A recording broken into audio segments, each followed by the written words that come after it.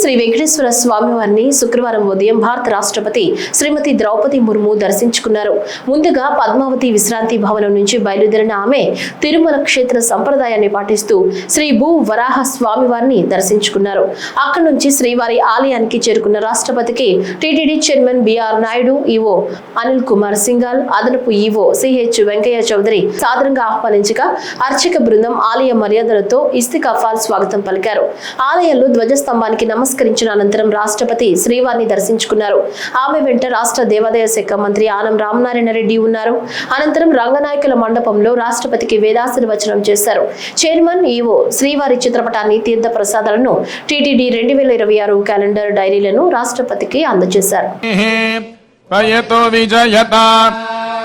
సర్వసామ్రాజ్యలక్ష్మీ శ్రియః కాంతాయ కళ్యాణ నిధయేర్థినాం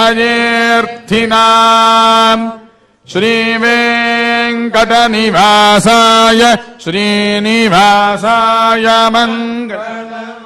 లక్ష్మీ ప్రసన్న వెంకటేశ్వర ప్రసాద సిద్ధిరస్తు, సకల కళ్యాణ సమృద్ధిరస్తు.